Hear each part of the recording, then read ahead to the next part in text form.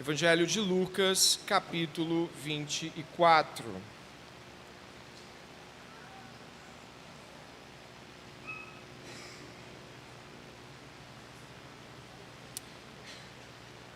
Amém? Diz assim a palavra do Senhor: mas no primeiro dia da semana, à alta madrugada, as mulheres foram ao túmulo, levando os óleos aromáticos que haviam preparado. Encontraram a pedra removida do túmulo, mas ao entrar não acharam o corpo do Senhor Jesus. Aconteceu que, perplexa a esse respeito, apareceram-lhes 2 homens com roupas resplandecentes. Estando elas com muito medo e baixando os olhos para o chão, eles disseram: por que vocês estão procurando entre os mortos aquele que vive? Ele não está aqui, mas ressuscitou. Lembrem-se do que ele falou para vocês, estando ainda na Galiléia. É necessário que o Filho do Homem seja entregue nas mãos de pecadores, seja crucificado e ressuscite no terceiro dia. A palavra de Deus. Eu gostaria de convidá-lo a orar comigo nesse momento, pedindo que o Senhor deixe o seu coração atento às suas palavras. Ore comigo, por favor. Pai, Tu és Deus grandioso, Criador e Recriador de todas as coisas em Cristo. O Senhor está recriando todas elas, redimindo cada uma delas, e louvamos o Senhor nesta noite, celebrando a Páscoa, celebrando a vitória do Teu Filho. Nós Te pedimos, ó Deus, que o nosso coração não esteja fechado para a palavra de Deus. Nós Te pedimos que não estejamos passivos à Tua palavra, mas que ao ouvi-la, que respondamos com a obediência que Deus requer e que Deus é digno. Ajuda-nos a contemplar com os olhos da fé as grandezas que serão dispostas diante de nós. Em nome de Jesus oramos. Amém.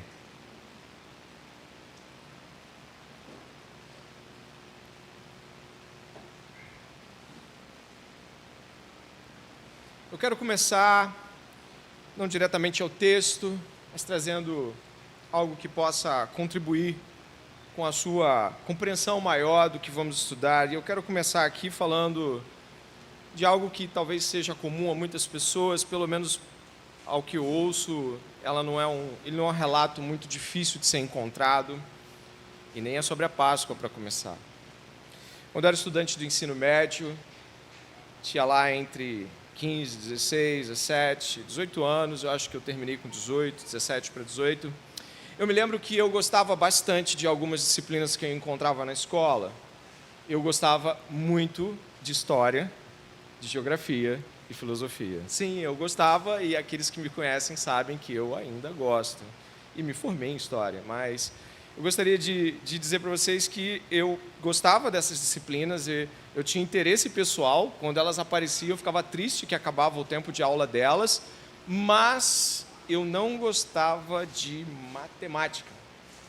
Tudo bem que você goste, eu respeito isso, mas eu não gostava. Matemática, trigonometria, ou seja lá, os derivados, os acessórios, eu não gostava, sabe?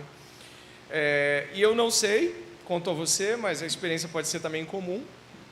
Quando nós não gostamos de alguma coisa, nós tendemos a nos bloquear um pouquinho mais a elas. Nós, inclusive, temos uma dificuldade maior de achar utilidade para elas.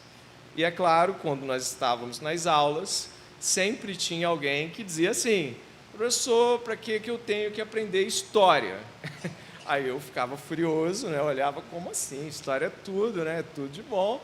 Mas aí chegava a minha vez. Para que a fórmula de Bhaskara? Até hoje eu fico procurando sentido para a minha vida. Eu perguntava para o professor, o que eu vou fazer com isso para a minha vida? E ele, no alto das suas competências, dizia: não, tudo é matemática. você está vendo aquela forma ali, você está vendo isso aqui, você já ouviu essa história, né? O professor de química também deve ter feito isso, tudo é químico, o seu corpo é química, a parede é química, tudo é química. E ele ficava explicando aquelas coisas, não tem nenhum problema, sabe? De fato, ele tinha razão, mas quando chegava em casa, eu tinha que estudar para aquelas coisas, eu confesso para você que eu me bloqueava um pouco mais. Eu começava a olhar para aqueles números, para aquelas fórmulas todas, eu dizia, para que eu vou fazer isso? O que eu vou fazer com isso para a minha vida? Tá, mas qual a implicação que isso tem? Nós temos o costume de, quando não gostamos de alguma coisa, também não vermos tanta utilidade para nós, embora acharmos assim, não, tem utilidade para outros, mas para nós não. Pedir que tire um pouquinho da força do ventilador que está paginando aqui a minha Bíblia, se a diaconia puder me fazer esse favor. E aí o que aconteceu é que eu continuei não gostando de matemática, embora eu ache que ela tem muito mais utilidade do que antes, a sabedoria vem tardiamente, né? Mas eu gostaria que você soubesse que você que vem a uma igreja como esta, nesta noite, ou já participou de alguma outra oportunidade, onde a Bíblia foi ministrada, ou mesmo uma escola bíblica dominical, ou uma outra oportunidade onde crentes começaram a falar da Bíblia, e um professor começou a explicar, e alguém falou, Trindade. Meu Deus, Trindade. E aí uma pessoa que ama Jesus e tudo mais, sobre o que eu tenho que aprender Trindade? O que vai fazer de diferença na minha vida ser salvo por Jesus e entender a Trindade, e ser salvo por Jesus e nunca entender muito bem, nunca explicar muito bem a Trindade? Também pode ter tido a oportunidade de terminado um culto, a pregação do pastor foi boa, aqueceu o seu coração, não é? Foi uma bênção, mas aí alguém perguntou assim para você, e aí, o que ficou? E você disse assim, foi uma bênção, ficou até o coração mexeu lá na hora, mas eu não sei o que fazer com o que ele disse. Eu gostei, foi bom, mas o que eu faço agora? Pois é, alguns de nós talvez tenham sensações parecidas quando o que é anunciado é uma narrativa e ela fala de algo que você pensa como fazer ou o que fazer com isso. E eu gostaria de mencionar a ressurreição, por exemplo. A ressurreição de Jesus é o capítulo 24 inteiro, que você começou a ler comigo, do Evangelho de Lucas. Lucas passa 53 versículos falando de ressurreição. E ele passa esses 53 versículos do capítulo 24 falando uma coisa só. Jesus Cristo teve uma ressurreição real, de carne e osso. Ele estava morto e passou a viver. E aí você pode terminar um sermão sobre a ressurreição e falar assim, foi intenso, e agora? Não sei o que fazer. O apóstolo Paulo, ele gasta um capítulo inteiro de uma das suas cartas, a carta aos Coríntios, ele passa, eu contei aqui, coloquei anotado, 58 versículos, de 1 Coríntios capítulo 15, só falando de quê? Ressurreição. E é claro, tanto para Lucas quanto para Paulo, a questão não é só aquecer o coração. Eles entendem algo que para nós pode fugir, e muitas vezes foge. A narrativa da ressurreição, ela tem implicações reais para a vida de alguém. Sim, entender e crer verdadeiramente na ressurreição muda a vida de alguém. E ao contrário daquelas observações que eu fiz sobre matemática ou história, que muitas vezes podem até digamos assim, se tornarem fato. Realmente, eu não estou usando matemática para muita coisa hoje, pelo menos não aquela de Bhaskara. Ao contrário disso, a ressurreição não é assim. A ressurreição é um ponto central sobre o qual o seu cristianismo pode estar ou, de fato, não ser cristianismo. Portanto, observando ainda dentro desse contexto, nós vamos estar entre Lucas 24 e 1 Coríntios 15. E eu quero começar a te mostrar algo aqui a partir do que Paulo fala no final do primeira epístola, capítulo 15. Se você puder, a minha Bíblia é de papel, talvez a sua seja de celular, a minha é fácil, eu marco Lucas 24 e vou até 1 Coríntios 15, porque Paulo, depois que ele termina de expor a epístola aos Coríntios, na qual você pode ir um pouquinho depois, vai caminhando para frente de Lucas, no Novo Testamento, você vai encontrar 1 Coríntios 15, o número grande é capítulo, o versículo é número pequeno.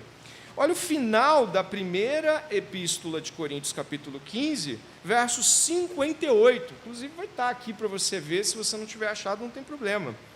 Olha, dê uma olhada, por favor, no verso 58, que também está aqui exposto no multimídia. Olha só, portanto, isso é o quê? Uma finalização. Quando alguém fala um portanto, está finalizando o objetivo de uma grande ou anterior argumentação. Portanto, meus amados irmãos, sejam firmes, inabaláveis e sempre abundantes na obra do Senhor, sabendo que no Senhor o trabalho de vocês não é vão. Depois de uma longa jornada falando de ressurreição, Paulo vai dizer, portanto, o trabalho não é vão. Continuem a labutar com muito vigor. Tá, mas o que isso implica?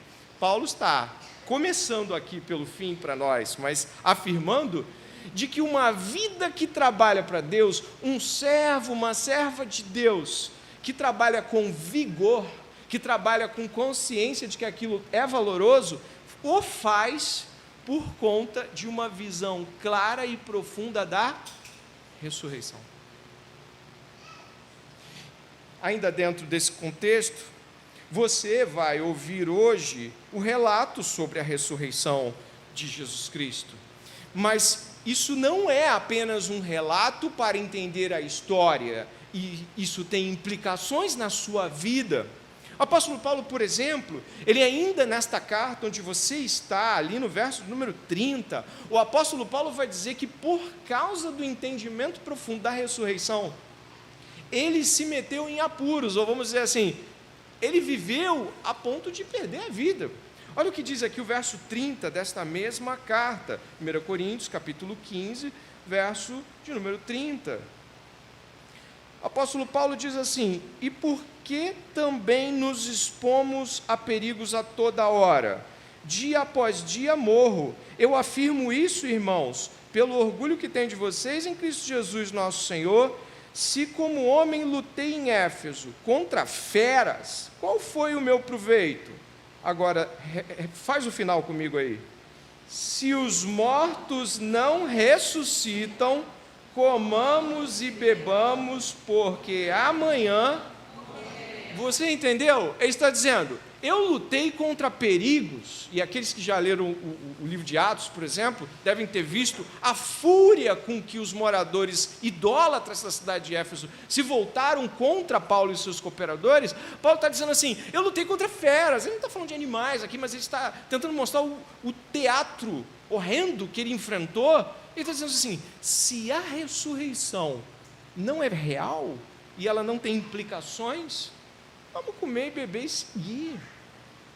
Ele está nos mostrando de que a ressurreição, ela é combustível para o trabalho cristão, e ela é algo tão grandioso ao ponto de você expor a sua vida em perigos inimagináveis por conta da fé na ressurreição de Jesus e, portanto, na sua própria ressurreição nele.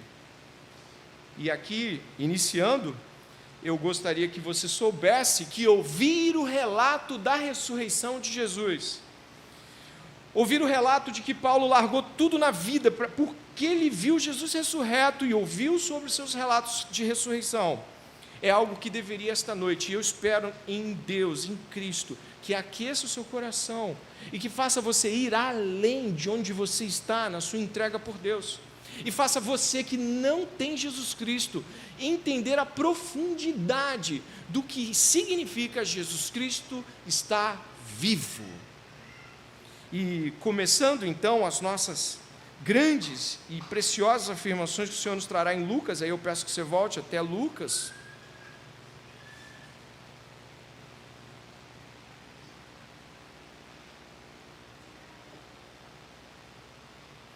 Nós vamos estar atentos de modo especial à reação das pessoas em frente à ressurreição. Você vai estar o tempo todo vendo como elas reagiram, bem e mal, ao anúncio da ressurreição. Nesse íntere, por favor, se lance com sua mente e coração para pensar, imaginar e vivenciar essas realidades. Ainda hoje, milhões de pessoas se lançam no campo missionário, porque creem na ressurreição de Jesus Cristo. Verso de número 4 é o principal, mas eu começo do 1, onde nós vamos encontrar a palavra perplexidade. O túmulo está vazio. Este é o primeiro ponto. Diz assim o verso 1: mas no primeiro dia da semana, à alta madrugada, as mulheres foram ao túmulo, levando os óleos aromáticos que haviam preparado. Encontraram a pedra removida do túmulo, mas ao entrar, não acharam o corpo do Senhor Jesus. Aconteceu que, perplexas a esse respeito, apareceram-lhe 2 homens com roupas resplandecentes. Estando elas com muito medo e baixando os olhos para o chão, eles disseram: por que vocês estão procurando entre os mortos aquele que vive? A primeira realidade: o túmulo está vazio, e diante do túmulo vazio, as mulheres que foram levar aromas de embalsamamento para um corpo morto ficaram perplexas. É importante que você e eu não esqueçamos do túmulo vazio. Todos os evangelhos começam sobre a ressurreição a partir do túmulo vazio. Eles não começam em nenhum evangelho, Mateus, Marcos, Lucas e João, nenhum começo dos evangelhos, ou pelo menos o começo de onde Jesus é ressurreto e ele é narrado como ressurreto, nenhum deles começa com: então Jesus apareceu. Todos começam: o túmulo está vazio.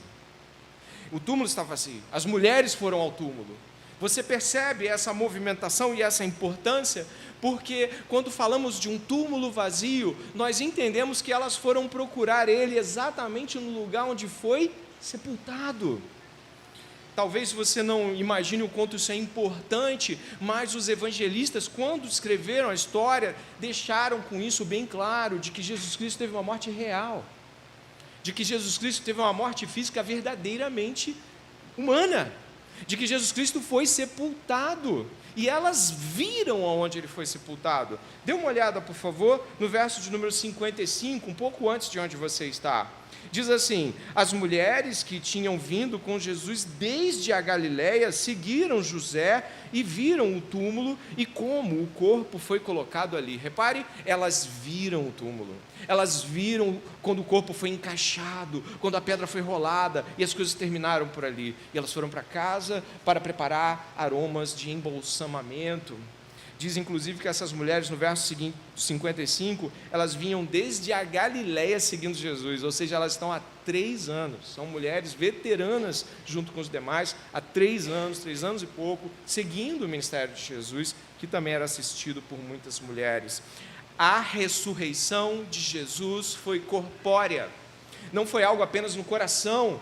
Jesus ressuscitou nos corações dos discípulos, isso não é verdade.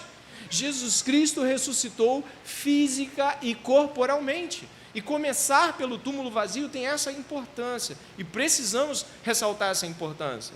Na verdade, o apóstolo Paulo, quando ele está falando sobre o Evangelho, em 1 Coríntios 15, aí você pode olhar aqui comigo, ele diz assim, no importante relato inicial do capítulo que nós também estamos trabalhando, ele diz assim, o apóstolo Paulo: irmãos, venho lembrar-vos o Evangelho que vos anunciei, o qual recebeste, no qual ainda perseverais. Tem 2 coisas importantes aqui. O apóstolo Paulo vai falar que o Evangelho precisa ser lembrado. E lembrar na cultura hebraica cristã bíblica, na literatura bíblica, lembrar nunca é apenas, sei do que você está falando. Lembrar é sempre um movimento de trazer para o coração. E olha o que diz: o qual recebeste e no qual ainda perseverais. Por ele também sois salvos, se retiverdes, ou seja, se você manter a palavra tal como vou-la preguei, a menos que tenha escrito em vão. Antes de tudo vos entreguei o que também recebi. Aí você pode me acompanhar um pouco, vamos lá. Que Cristo morreu pelos nossos pecados, segundo as Escrituras, e que foi sepultado e ressuscitou ao 3º dia, segundo as Escrituras. Olhe bem, Paulo faz questão de mencionar o quê? Foi sepultado. O sepultamento é importante. Ele marca a realidade da ressurreição corpórea. Ele marca que um corpo foi depositado ali. E sim, um corpo foi depositado ali. Jesus Cristo, como você sabe, ele foi pendurado em um madeiro, mas antes dele ser pendurado na cruz, da vergonha e maldição a qual foi colocado, Jesus Cristo foi espancado. O relato de João menciona pelo menos 2 grandes momentos de tortura, um deles assim, daqueles esfacelantes, né?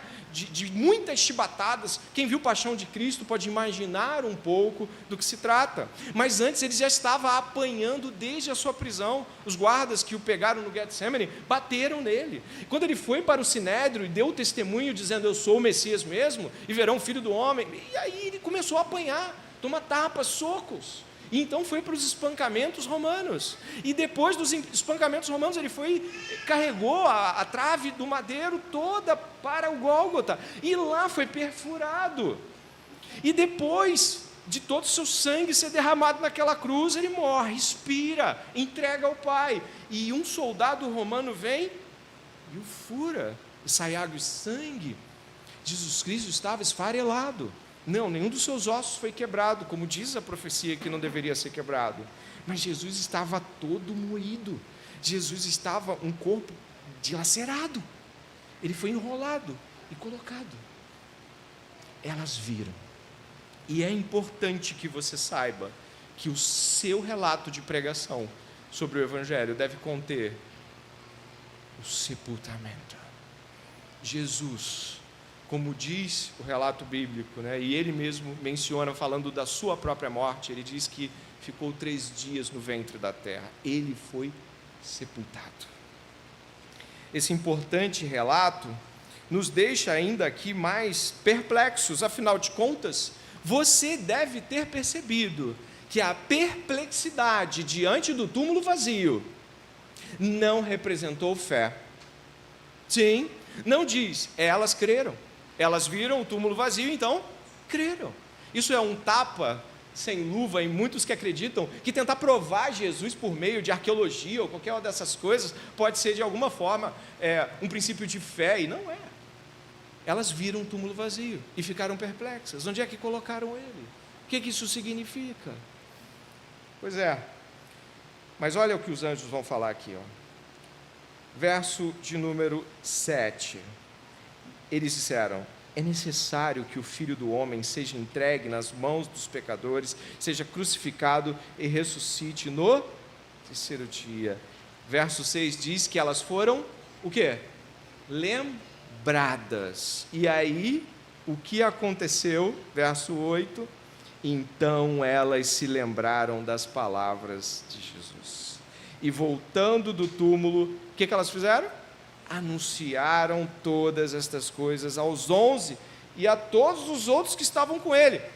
Não foi assim: nossa, um túmulo vazio, Jesus está vivo. Não, foi um túmulo está vazio.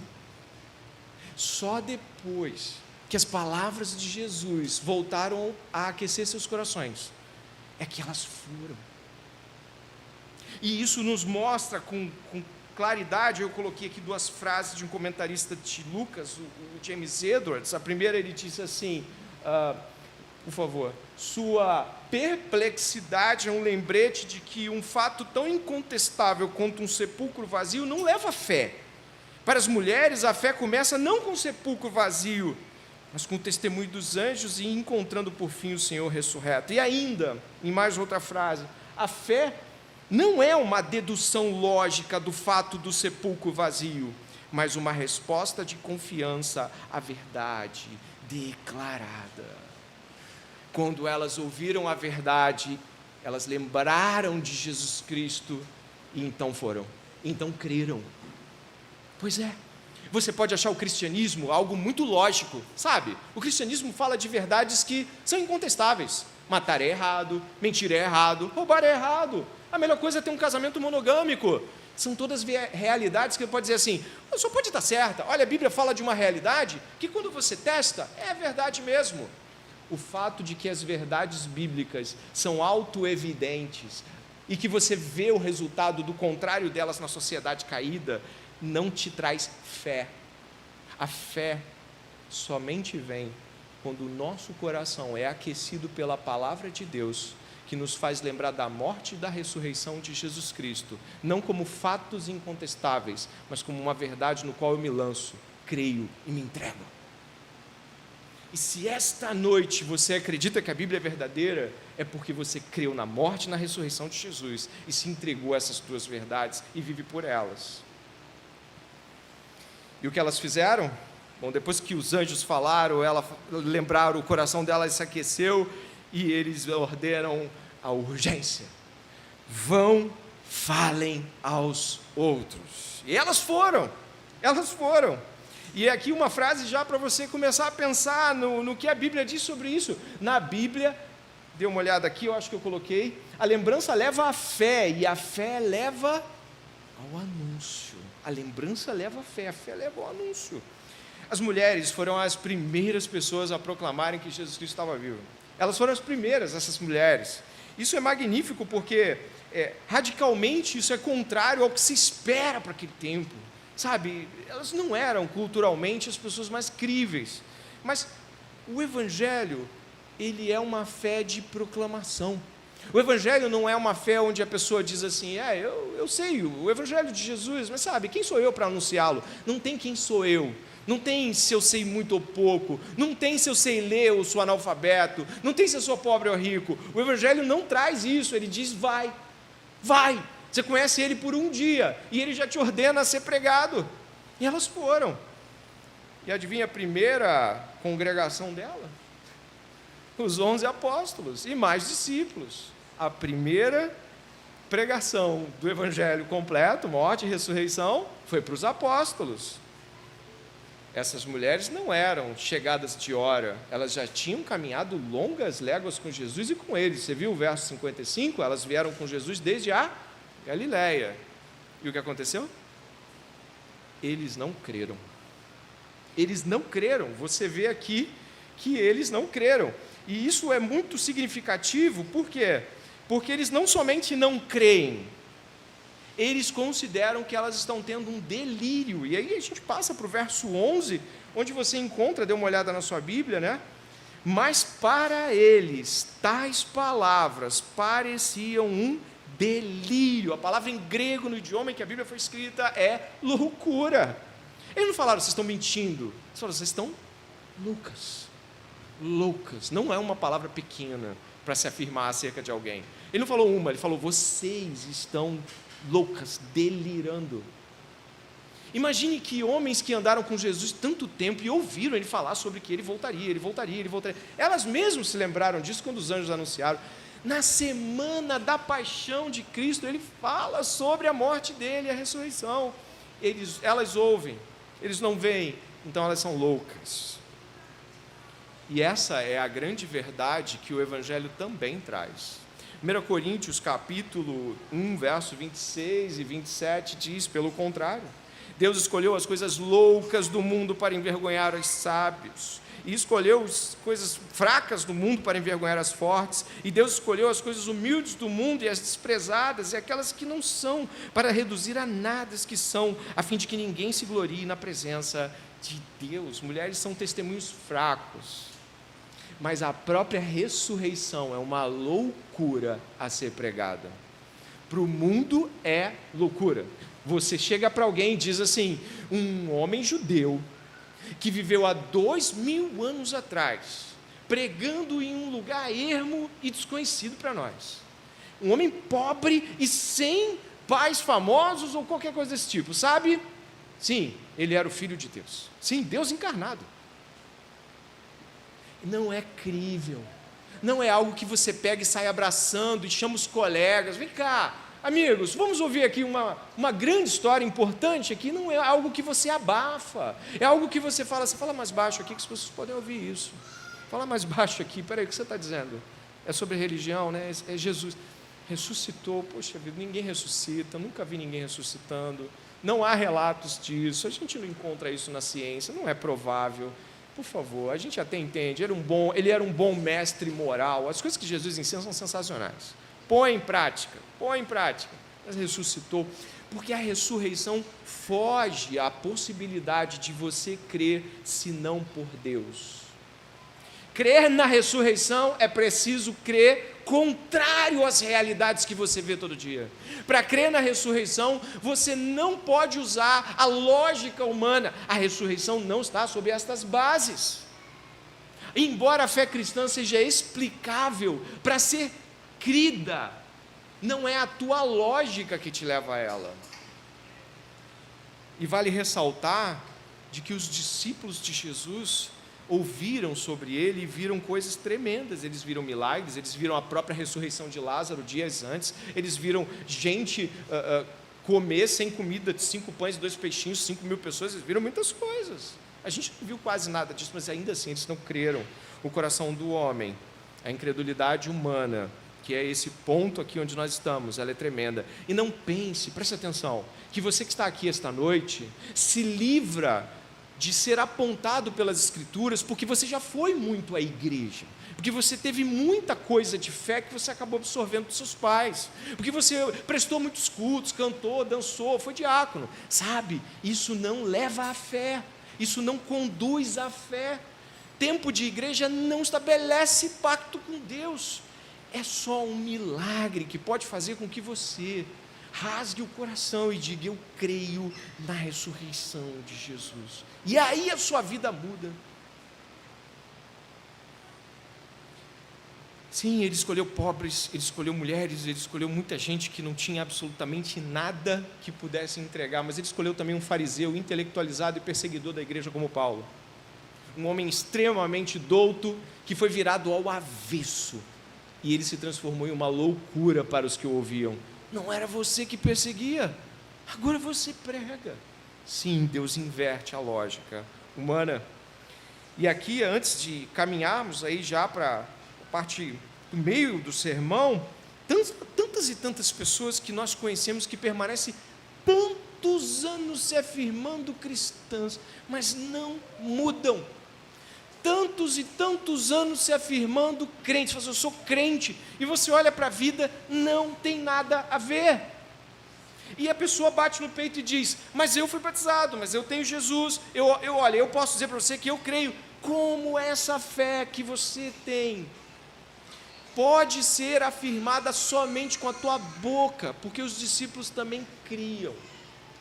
Por isso, em nome de Jesus, para de dizer que você é cristão. Se cristãos verdadeiros, que dão testemunho da ressurreição e vivem segundo a cruz e a ressurreição de Jesus, não dão esse testemunho de você. Pare de se autoafirmar. Inclusive, os testemunhos dos anjos são interessantes, porque remontam Deuteronômio, capítulo 19, quando diz que pela boca de 2 ou 3 testemunhas toda a palavra é confirmada. Nós não damos testemunho de nós mesmos, outros dão testemunho de nós. Pare de se autoafirmar cristão, mesmo que você veja 1000 cultos, e olhe e diga: Senhor, mostre a crentes verdadeiros e falem comigo sobre as tragédias que eu estou vivendo, ou se há verdade na minha confissão e vida. Bom, o que acontece em seguida é que Jesus aparece. Sim, Jesus aparece. E ele aparece para 2 homens numa estrada. O capítulo 24 vai narrar do verso 13 até o verso de número 36. 2 homens numa estrada voltando tristes de Jerusalém. E o texto aqui, marcando o verso 17, é a tristeza, a esperança incompleta por um Cristo apenas para esse tempo. 2 amigos deixam Jerusalém e voltam tristes para casa. Eles relatam isso no verso 19, dê uma olhada.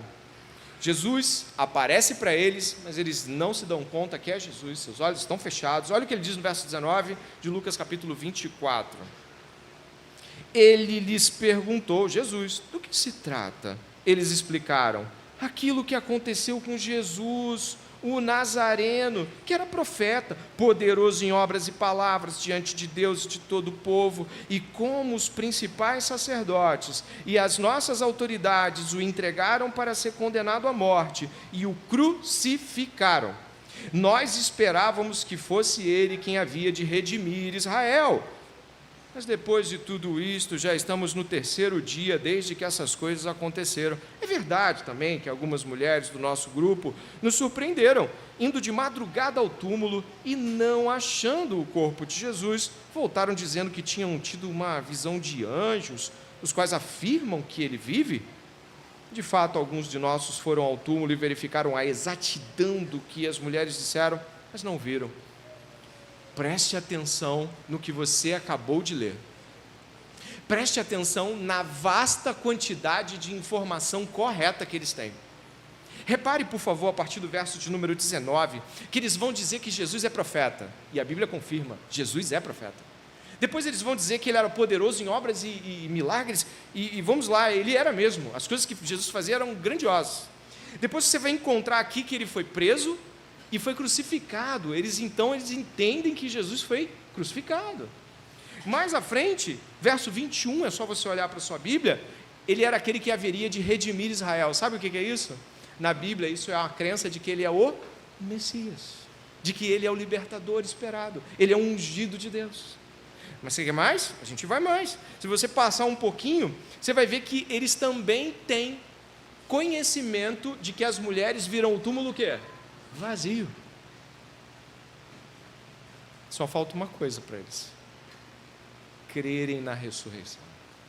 Não importa a grande quantidade de coisas certas que você acredite sobre Jesus, não importa a grande e vasta quantidade de afirmações que você faz, e eu digo, realmente, biblicamente, você está correto, sabe o que você está dizendo? Jesus é profeta, Jesus é isso, Jesus é aquilo, Jesus é aquilo outro, mas se você não aceita e recebe e crê de que ele voltou da morte, nada disso fecha a conta da fé. Nada anda. O pregador presbiteriano Tim Keller diz assim em uma frase: se Jesus ressuscitou dos mortos, então você tem que aceitar tudo o que ele disse. Se não o fez, então por que se preocupar com o que ele disse? A questão no qual tudo depende não é se você gosta do ensino dele, mas se ele se ressuscitou dos mortos. É uma verdade. Se Jesus ressuscitou dos mortos, mortos ressuscitam. Se Jesus ressuscitou dos mortos, e ele afirmou que ressuscitaria, todas as outras coisas que ele afirmou, vêm tudo junto, são verdadeiras. Se isso que é o maior de todas as grandes afirmações de Jesus, acerca de si mesmo, eu vou voltar. Por quê? Ele dizer que era o Messias, ele dizer que era filho de Deus, ele dizer um monte dessas coisas, os judeus poderiam entender, até os seus discípulos diziam, ele é o Messias, faz milagre, profeta, homem de Deus. Mas quando nós viramos de fato a chave, quando Deus nos muda, é porque a ressurreição entrou aqui. E aí a vida muda, o olhar muda. Se Jesus Cristo ressuscitou, nossa fé não é vã. Se Jesus Cristo ressuscitou, as afirmações que de fato ele fez acerca de tudo se tornam verdadeiras, não apenas num estalo, mas com impacto, como se fosse um relâmpago no seu coração. Repare o que vai acontecer em seguida. É Jesus que está com eles. Preste atenção, é Jesus que está com eles. E Jesus está conversando com eles. E olha o que Jesus vai dizer. Verso 25. Então ele lhes disse: como vocês são insensatos e demoram para crer em tudo que os profetas disseram. Não é verdade que o Cristo tinha de sofrer e entrar na sua glória? Presta atenção nas duas afirmações: sofrer e entrar na glória. Crucificação, ressurreição.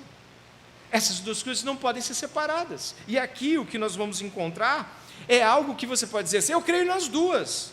Sim, mas quando cremos na ressurreição, a vida precisa ser refletida de outra forma. Se a gente morre e em Cristo ressuscita, o que é mais valioso do que você voltar da morte? Tem alguma coisa pelo qual a sua vida é ditada e ritmada de uma forma maior do que essa ressurreição? Eu pergunto, quando você ouve falar dos mortos, que você vai em velórios e tudo mais, eu lhe pergunto, por favor, me diga, eles levaram alguma coisa? Eu vi um que colocou joias no caixão. Vá lá depois de 2 anos, 3, e depois que houver a exumação, sabe o que você vai encontrar do lado dos ossos? As joias. Porque não se leva. E Jesus, então, ao ressuscitar, nos mostra o que de fato deve ser a nossa grande briga nessa vida. Essas coisas têm a ver com a ressurreição, essas coisas não têm a ver com a ressurreição. Se elas falam, apontam e refletem a ressurreição, ou se elas não têm a ver, porque quando Jesus volta, é a ressurreição que sacode aquelas pessoas. É isso que importa. Tudo que você briga e luta, chora, está frustrado e ansioso, vai passar. A grande luta e a grande briga é para que continuamos crendo em Jesus Cristo, em sua morte e em sua ressurreição. Essa deveria ser a nossa vida. Se o seu desânimo em servir a obra é porque você está desempregado, se você está lastimando a vida que tem porque um corpo doente é o corpo que você tem, se você está triste e desanimado porque Deus não converte o seu cônjuge, se você vem à igreja procurando alguma bênção material, dinheiro, proteção, cura física ou casamento, e se cada vez que você percebe que essas coisas não chegam, e os anos passam e elas não mudam, e você desanima, é porque você não sabe e não crê verdadeiramente em Jesus. Você não crê na ressurreição, porque as coisas desse mundo jamais poderiam tirar de nós a força, o vigor e a vontade de amar e servir a Deus. Afinal de contas, o apóstolo Paulo vai nos lembrar em 1 Coríntios capítulo 15, verso 19, eu vou pedir para a Priscila colocar aqui, e eu vou pedir que você, por favor, leia o primeiro verso, o verso 19. Se a nossa esperança em Cristo se limita apenas a esta vida, somos as pessoas mais infelizes deste mundo. Obrigado. Mas de fato, Cristo ressuscitou dentre os mortos, sendo Ele as primícias dos que dormem. Visto que a morte veio por um homem, também por um homem veio a ressurreição dos mortos. Paulo finaliza a questão seguinte: a vida é sobre ressurreição. Se a sua vida não é sobre Jesus Cristo ter ressuscitado dos mortos e todas as coisas passam a ser pesadas na balança da ressurreição, sua vida está no caminho errado. Sua fé é falsa, sua busca por Jesus é enganosa, sua estrutura de pensamento é corrompida pelo pecado. Você e eu precisamos da ressurreição para que a vida tenha sentido. A morte veio por um homem, Adão. A vida veio por um homem, Jesus, o Filho de Deus.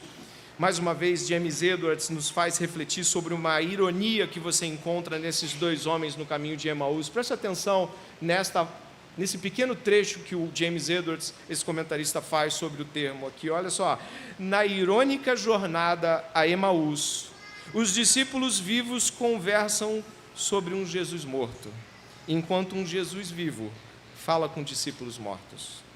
Os discípulos lamentam que os outros não tenham visto Jesus, enquanto eles não o reconhecem em seu meio.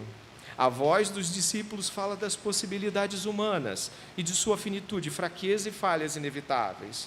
A voz de Jesus fala sobre a confirmação divina de seu sofrimento sacrificial e salvífico na cruz, e assim o perdão, a transformação e a vida eterna. Essa é a realidade. E eu e você, por vezes, podemos estar falando dele como estes homens. Você crê em Jesus? Creio sim, Jesus. Tem sido uma bênção ser cristão. A vida é difícil, mas nós andamos muitas vezes falando que cremos em Jesus como se a nossa maneira de andar refletisse a lástima de ter perdido a melhor parte da vida. Nós andamos muitas vezes falando de que Ele vive como se estivéssemos informando algo trivial. E é isso que muitas vezes, quando alguém que não tem Jesus olha e fala assim: mas por que você crê em Jesus e é tão triste?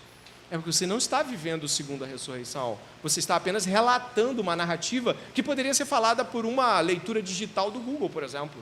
Ia dar no mesmo. Mas sabe o que acontece? O coração deles começa a arder, porque eles ouvem a voz do Cristo vivo. E eu vou lhe dizer algo aqui: o Cristo vivo está falando com você, e você nesta noite pode ter a mesma experiência que você vai ver agora que esses homens tiveram. Olha só, verso 28, Quando se aproximaram da aldeia para onde iam, ele, Jesus, fez menção de passar adiante, mas eles os convenceram a ficar. Quando nós estamos ouvindo a palavra de Deus genuinamente, você olha e fala assim: já acabou, entra mais um pouco, fala mais desse amor, fala mais dessa ressurreição. Aí se segue, verso seguinte: entrou para ficar com eles, e aconteceu que quando estavam à mesa, ele pegou o pão e abençoou, depois partiu o pão e deu a eles. Então os olhos deles se abriram, e eles reconheceram Jesus, mas ele desapareceu na presença deles, e disseram um ao outro: não é verdade que o coração nos ardia no peito, quando ele nos falava pelo caminho, quando nos explicava as Escrituras? Eles poderiam ter dito: quando ele partiu o pão, quando ele entrou na casa, sentimos um vento diferente. Não. Quando é que o coração ardeu? Quando Jesus estava falando sobre as Escrituras. Quando ele estava mostrando que convinha que o Cristo padecesse e ressuscitasse para a sua glória. E quando eles veem o partir do pão, eles: peraí, quem partiu o pão assim? Só que o texto em grego não diz: e os olhos deles se abriram. O texto em grego está num particípio, numa condição diferente escrita. Diz assim: e os olhos deles foram abertos. E aí sabe o que acontece? Deus abre olhos, Deus abre corações. Você pode e deve, nesse momento, crer que está ouvindo a mensagem da verdade, mas ainda depende de Deus para que seu coração se aqueça, se abra. Curioso é que, diferente daquelas mulheres que logo os anjos disseram: vão e conte aos outros, estes homens que, pela contagem bíblica aqui dos valores da época de distância, já tinham andado 11 quilômetros até a sua casa. Olha o que aconteceu com eles, verso de número 33: e na mesma hora, levantando-se, voltaram para Jerusalém, onde acharam reunidos 11, e os outros com eles, os quais disseram: de fato, o Senhor ressuscitou e já apareceu a Simão. Então os dois contaram o que lhes tinha acontecido no caminho e como tinham reconhecido o Senhor no partir do pão. 11 quilômetros, estava de noite, eles mesmos constrangeram Jesus a entrar: entra, está de noite, entra. E aí sabe o que acontece? Jesus some diante de seus olhos, e eles falam: a gente não pode guardar isso não. E eles caminham tudo de volta, para falar que Jesus está vivo. Essa é a urgência, e mais uma vez, novamente, Cristo está vivo, e todos precisam saber. Todos precisam saber que Jesus Cristo não é uma ideologia cristã, não são princípios morais apenas, não são coisas que nós podemos acrescentar à nossa vida, mas de que Deus enviou seu Filho ao mundo e salvou o mundo, e que o Filho morreu e está vivo. Isso precisa ir adiante, além dessas cadeiras. Isso não fica guardado em quem realmente creu. Isso sai do seu controle, isso foge da distância de 11 ou 100 quilômetros, foge se está cansado ou não, se está pobre ou está rico, se amanhã tem trabalho ou não. Você atende, começa a virar à noite falando de Jesus para alguém, você começa a ir para o trabalho e procurar pessoas sobre as quais os seus olhos antes estavam distantes, e você apenas achava que era um colega de trabalho, mas você olha agora e fala assim: eu preciso te falar algo. O quê? Eu creio que Jesus Cristo é o Senhor, que Ele morreu para salvar pessoas pecadoras como eu e você, Ele foi sepultado, de verdade, e ao terceiro dia Ele ressuscitou. A mensagem não consegue mais encontrar em você quietude, ela te inquieta, ela te devora, te devasta, e você vai. Na verdade, o apóstolo Paulo diz que essas coisas todas se tornam muito evidentes quando o poder da ressurreição nos toma. Em Filipenses capítulo 3, verso 8 ao 11, tem um dos versículos que mais sou tocado nas Escrituras. O apóstolo Paulo, não sei se tem a outra parte, Priscila, a parte anterior, obrigado. Na verdade, diz ele, que considero tudo como perda por causa da sublimidade do conhecimento de Cristo Jesus, meu Senhor. Por causa dele, perdi algumas coisas. Algumas? Todas as coisas. Olha o que acontece quando ele chega. Todas as coisas, e as considero como lixo para ganhar a Cristo e ser achado nele, não tendo justiça própria que procede de lei, mas aquela que é mediante a fé em Cristo, a justiça que procede de Deus, baseada na fé. Todos juntos. O que eu quero e o poder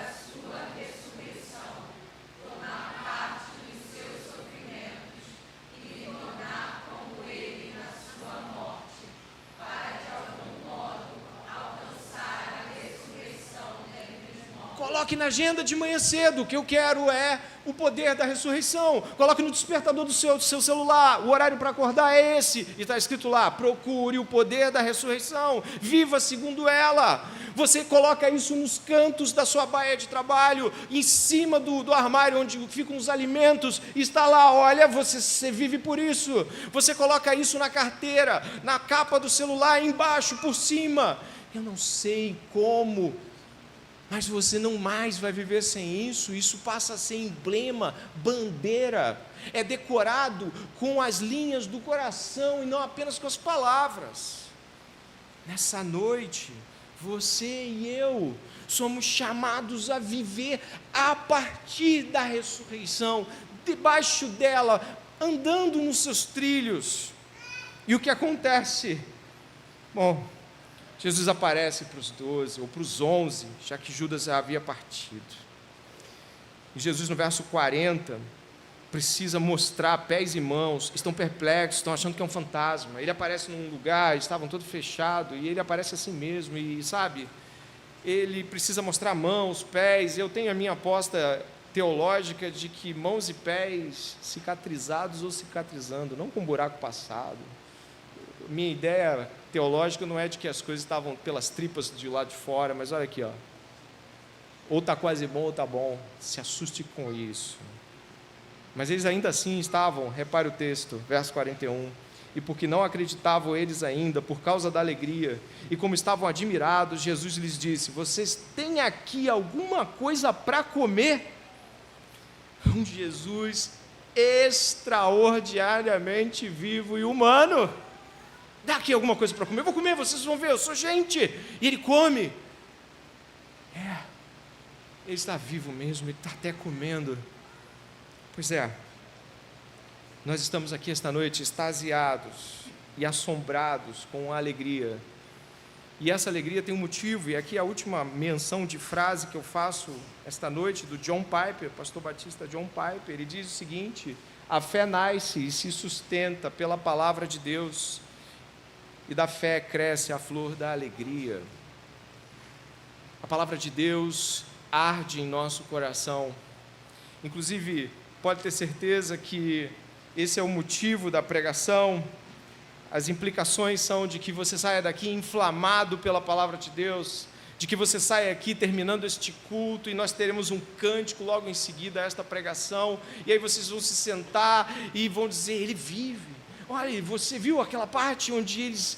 E você começa a vibrar. Não são apenas frases de um sermão, é a Bíblia que cresce. É como se as coisas se tornassem palpáveis. Elas não estavam lá desse jeito, mas agora o seu coração se aqueceu. Jesus está vivo.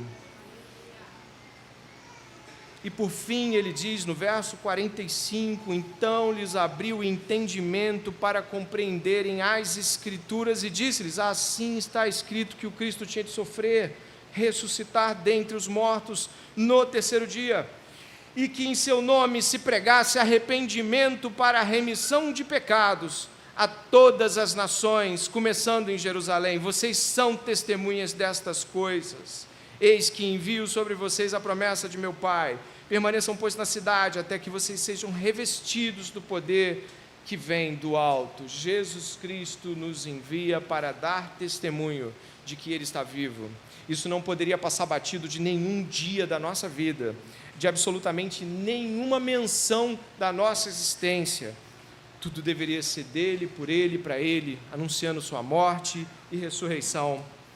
Jesus nos ordena, como cristãos, a pregar o arrependimento, significa o abandonar de pecados e a confissão desses pecados e se voltar para Deus, que não está de mãos fechadas para receber pecadores esta noite, que não está com as mãos encolhidas que não possa salvar. O Senhor está aqui e Ele quer salvar você. Portanto, olhe para Deus e seja salvo nesta noite. Olhe para a cruz de Cristo e venha para Jesus. Você e eu não sabemos quando vamos morrer, e pode ser a última vez, sim. Não é apelo sensacionalista, é a realidade. Estava agora de tarde um sepultamento e eu estava vendo as lágrimas daqueles que estavam chorando pelos seus, e você não sabe quando vai partir. Venha para Jesus, venha para Ele esta noite, lance-se nele, pare com essa vida normal que nada tem a ver com a cruz e a ressurreição. Venha para Jesus Cristo. A promessa é de vida eterna para todos que crerem na mensagem que Ele pregou. Que em Cristo Jesus você encontre esta alegria que estes homens encontraram. Nós vamos cantar um cântico, enquanto o Ministério de Música se aproxima. Ore comigo, ore com todo o seu coração. Pai, estamos aqui ouvindo a mensagem do Evangelho. Mensagem esta, Senhor, sobre a ressurreição de Jesus Cristo. Jesus está vivo, e seu Espírito aqui, Senhor, tocando no íntimo dos corações de homens e mulheres, senhores, senhoras, crianças estão sendo tocadas aqui. Pai, nós te pedimos que o Senhor traga o arrependimento àqueles que se demonstraram passivos a tudo que ouviram até agora. Ainda há esperança. Nós te pedimos que aqueles que estão, Senhor, frios e distantes, que voltem-se para o Senhor, que tenham seu coração aquecido e sua esperança renovada. Ó Deus, o Senhor não está distante que não possa salvar. O Senhor não está distante que não possa inflamar corações de missionários que estão sendo enviados hoje. Ó Deus, desperta-nos para a Tua grandeza, pelo poder de Jesus. Em nome dEle nós oramos. Amém e amém.